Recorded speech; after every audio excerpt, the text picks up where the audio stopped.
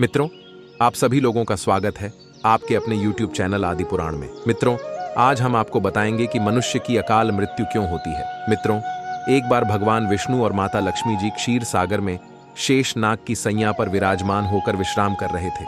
तभी अचानक ही गरुड़ जी वहां पर आ जाते हैं। मित्रों, तब गरुड़ जी विष्णु जी से कहते हैं, हे नारायण, अभी अभी मैं पृथ्वी लोक का भ्रमण करके आ रहा हूं। प्रभु, मैंने पृथ्वी लोक पर भ्रमण करते समय देखा कि कुछ व्यक्तियों की दुर्घटना से अकाल मृत्यु हो रही थी और कुछ जवान व्यक्तियों की मृत्यु बूढ़े व्यक्तियों से पहले हो रही थी। तो हे प्रभु, ऐसा क्यों होता है? हे प्रभु, मेरे मन में यह भी प्रश्न उठ रहा है कि यह अकाल मृत्यु क्या होती है, इसका मुख्य कारण क्या है? हे प्रभु, हम अकाल मृत्यु से कैसे बच सकते हैं? मित्रों, तब विष्णु जी गरुड़ जी से कहते हैं, हे पक्षियों के राजा पक्षीराज गरुड़ जी, आपने इन प्रश्नों को पूछकर पूरे ब्रह्मांड का उद्धार कर दिया है।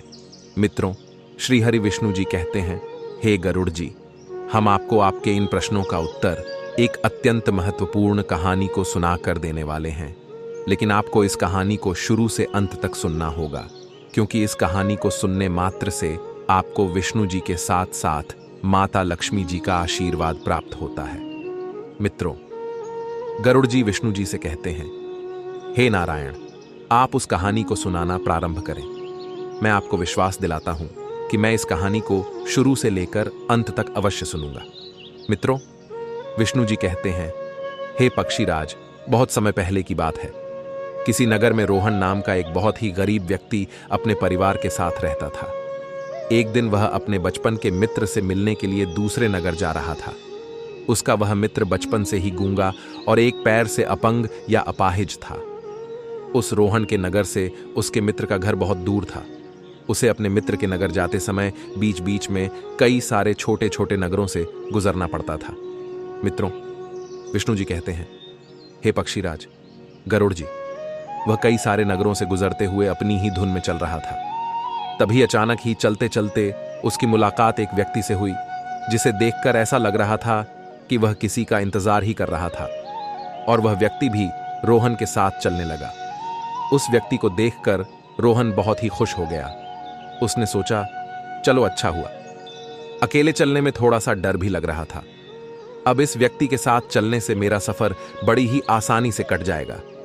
मित्रों, विष्णु जी कहते हैं, हे गरुड़ जी, उस रोहन ने उस व्यक्ति से बात करने से पहले उस व्यक्ति का नाम पूछा तो उस व्यक्ति ने अपना नाम यमराज बताया। उसे यह नाम सुनकर कुछ अजीब सा लगा, लेकिन उसने नाम के विषय में कुछ और पूछना उचित नहीं समझा। दोनों ही धीरे धीरे साथ साथ चल ही रहे थे। तभी रास्ते में एक नगर पड़ा। उस नगर के प्रवेश द्वार पर आते ही उस यमराज नाम के व्यक्ति ने रोहन से कहा, तुम आगे चलो, मुझे इस नगर में एक काम है, मैं तुमसे आगे मिलता हूं। रोहन ने कहा, ठीक है। वह बेफिक्र होकर आगे रास्ते में चलने लगता है। मित्रों, विष्णु जी कहते हैं, हे गरुड़ जी, कुछ देर बाद उस नगर में यह खबर फैल गई कि एक सांड ने किसी व्यक्ति को अपनी सींग में फंसाकर मार डाला। जैसे ही उस सांड ने उस व्यक्ति को मार डाला, कुछ ही देर बाद वह यमराज नाम का व्यक्ति रोहन के पास आ गया और फिर से वे दोनों चलने लगे। चलते चलते वे दोनों दूसरे नगर के मुख्य द्वार पर पहुंच जाते हैं। उस नगर के बाहर एक बहुत ही विशाल मंदिर बना हुआ था। उस मंदिर में आराम करने की विशेष सुविधा उपलब्ध थी। मित्रों, विष्णु जी कहते हैं, हे गरुड़ जी, रोहन के मित्र का घर अभी भी वहां से बहुत दूर था और रात भी होने वाली थी। तो रोहन ने उस व्यक्ति से कहा, भाई, रात होने वाली है, पूरे दिन चलते चलते थक भी चुका हूं और भूख भी लग रही है, तो यहीं पर भोजन करके हम दोनों यहीं पर विश्राम कर लेते हैं, फिर सुबह के समय आराम से आगे की यात्रा पूरी करेंगे। उस व्यक्ति ने कहा, ठीक है, मुझे भी सुबह उठकर इसी नगर में किसी को कुछ जरूरी सामान देने जाना है। तुम भोजन करके आराम करो, मैं बाद में आकर भोजन कर लूंगा। इतना कहकर वह उस जगह से चला गया। मित्रों, विष्णु जी कहते हैं, हे गरुड़ जी, लेकिन उस व्यक्ति के जाने के कुछ ही समय बाद उस जगह पर धुआं उठता हुआ दिखाई देने लगा और कुछ ही देर में पूरे नगर में आग लग गई। फिर वहां पर खड़ा हुआ रोहन यह सब देख रहा था। उसने अपने मन में सोचा कि यह व्यक्ति जहां पर भी जाता है वहां पर कुछ न कुछ अशुभ जरूर हो जाता है। लेकिन रोहन ने रात्रि में उस यमराज नाम के व्यक्ति से कुछ भी पूछना उचित नहीं समझा और वे दोनों साथ भोजन करके सो गए। मित्रों, विष्णु जी कहते हैं, हे गरुड़ देव, सुबह होते ही वे दोनों फिर से अपनी यात्रा पूरी करने के लिए चलने लगे। कुछ देर चलने के बाद रास्ते में फिर से वे दोनों एक नगर के मुख्य द्वार पर पहुंच गए। तभी उस व्यक्ति ने फिर से रोहन से कहा, तुम आगे चलो, इस नगर में मेरा एक मित्र रहता है, मुझे उससे मिलने जाना है। मैं अपने मित्र से मिलने के बाद तुम्हें आगे रास्ते में मिलूंगा। यह कहकर वह व्यक्ति वहां से तुरंत ही चला गया। मित्रों, विष्णु जी कहते हैं, हे पक्षीराज, अब की बार रोहन आगे नहीं गया। वह वहीं खड़ा होकर उस व्यक्ति को देखने लगा कि वह कहां जा रहा है और क्या करता है।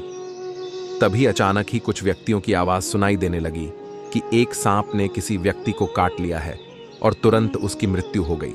ठीक उसी समय वह व्यक्ति फिर रोहन के पास पहुंच गया। मित्रों, विष्णु जी कहते हैं, हे गरुड़ देव, लेकिन इस बार रोहन से रहा नहीं गया और उसने उस व्यक्ति से पूछ ही लिया कि तुम जिस भी नगर में जाते हो वहां कुछ न कुछ अशुभ क्यों हो जाता है। क्या तुम मुझे बता सकते हो कि क्या तुम ही सभी को मार रहे हो?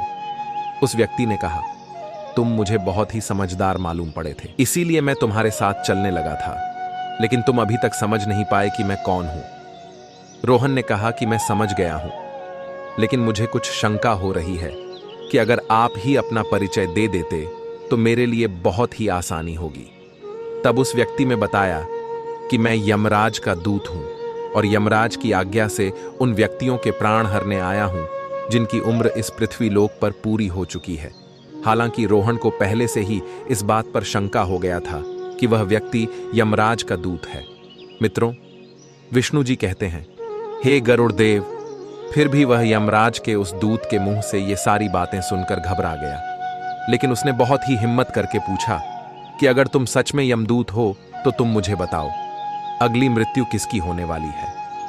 उस व्यक्ति ने जवाब देते हुए कहा, अगली मृत्यु तुम्हारे ही मित्र की है जिससे तुम मिलने जा रहे हो, और उसकी मृत्यु का कारण ही तुम ही बनोगे। उस यमदूत के मुंह से यह बात सुनकर रोहन बहुत ही डर गया और सोच में पड़ गया कि अगर सच में यह यमराज का यमदूत है तो उसकी बात भी सच होगी और मेरे ही कारण मेरे बचपन के सबसे अच्छे मित्र की मृत्यु हो जाएगी। तो मेरे मित्र की जान बचाने के लिए सबसे अच्छा तो यह होगा कि मैं आज अपने मित्र से मिलने ही ना जाऊं। कम से कम मैं उसकी मृत्यु का कारण तो नहीं बनूंगा।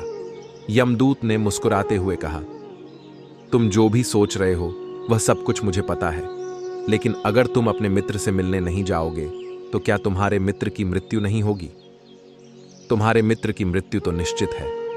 मित्रों, विष्णु जी कहते हैं, हे गरुड़ देव, उस यमदूत के मुंह से ऐसी बातें सुनकर रोहन को बहुत आश्चर्य और बहुत दुख भी हुआ, क्योंकि यमदूत ने रोहन के मन की बातें पढ़ ली थी। लेकिन किसी के मन की बातें उसके बताने से पहले ही बता देना किसी सामान्य व्यक्ति के लिए संभव नहीं है।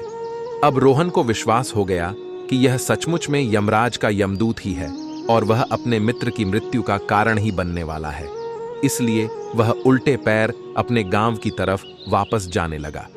लेकिन रोहन जैसे ही वापस जाने के लिए मुड़ा, उसने देखा कि उसका मित्र बहुत ही तेजी से उसकी तरफ चलता आ रहा है और रोहन को देखकर अत्यंत प्रसन्न दिखाई दे रहा है। अपने मित्र को ऐसे आते हुए देखकर रोहन को ऐसा लगा कि जैसे उसका मित्र काफी देर से उसका ही पीछा कर रहा है, लेकिन वह बचपन से ही गूंगा और एक पैर से अपंग होने की वजह से वह उस तक नहीं पहुंच पा रहा था। मित्रों, विष्णु जी कहते हैं, हे पक्षीराज, लेकिन जैसे ही वह रोहन के पास पहुंचा, अचानक ही उस पर जमीन पर गिर पड़ी और तुरंत ही उसकी मृत्यु हो गई। रोहन हैरान होकर यह सब देख रहा था। जैसे कि रोहन ने उस यमदूत से अगला प्रश्न पूछना चाहा, तब उस यमदूत ने कहा कि तुम्हारे मन में यह प्रश्न उठ रहा है कि आखिर यह कैसे हुआ? फिर वह दूत बोला, तुम्हारे मित्र ने तुम्हें पिछले ही नगर में ही देख लिया था और वह वहीं से ही तुम्हारा पीछा कर रहा था, लेकिन गूंगा और लंगड़ा होने की वजह से वह तुम तक नहीं पहुंच पाया। मित्रों, विष्णु जी कहते हैं, हे गरुड़ देव, यमराज के उस दूत ने कहा, उसने तुम तक पहुंचने के लिए अपनी पूरी ताकत झोंक कर काफी प्रयास किए। उसे दिल का दौरा पड़ जाने से उसकी मृत्यु तुरंत ही हो गई। क्योंकि रोहन वह तुमसे मिलने के लिए अपनी सारी सीमाओं को तोड़कर तुम्हारे पीछे पीछे भाग रहा था, इसलिए अपने मित्र की मृत्यु का कारण भी तुम ही बन गए हो। मित्रों, विष्णु जी कहते हैं, हे पक्षीराज, अकाल मृत्यु किसी भी कारण से हो सकती है, फिर चाहे वह किसी रोग के कारण हो या दुर्घटना के कारण हो। लेकिन बहुत सारे मनुष्य अक्सर यही सोचते हैं कि उनके साथ कभी भी ऐसा ना हो। लेकिन अकाल मृत्यु का कारण अनेक जन्मों में किए गए पापों को बताया जाता है।